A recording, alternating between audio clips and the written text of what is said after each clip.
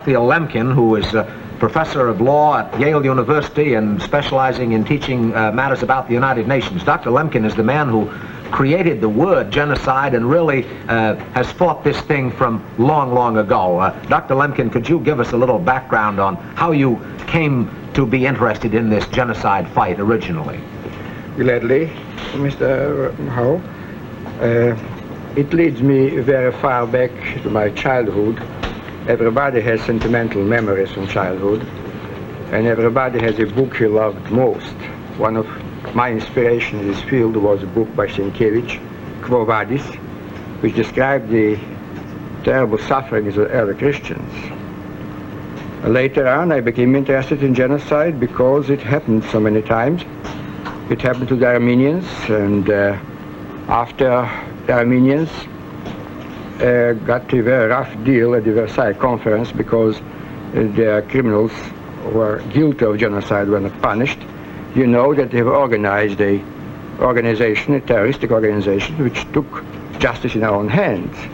The trial of Talat Pasha in 1921 in Berlin is very instructive. A man whose mother was killed in a genocide case of killed Talat Pasha.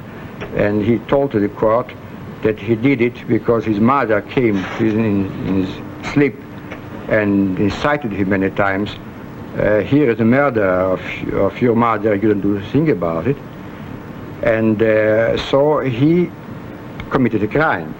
So you see, as a lawyer, I thought that a crime should not be punished by the victims, but should be punished by court, by international law. And you took it up then again when Hitler came to power in Germany, didn't you? Correct, in 1933, and there was another big case of genocide which interested me, a big case in Near East, and I'd like to mention the country.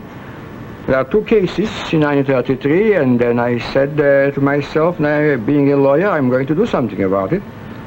And I have submitted a draft convention to a conference of legal experts, which were connected within the League of Nations. And however, no action was taken.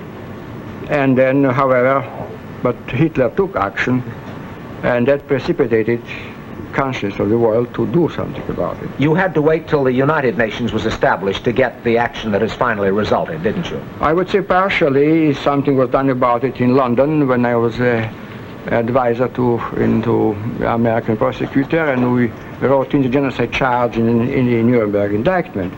Unfortunately, the court took a restricted rather stand on genocide and punished on the crimes committed in connection with war.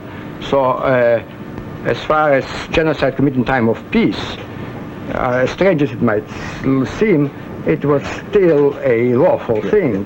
And therefore I tried to interest the United Nations, and I have approached three delegations, delegation of Cuba, Panama, and India.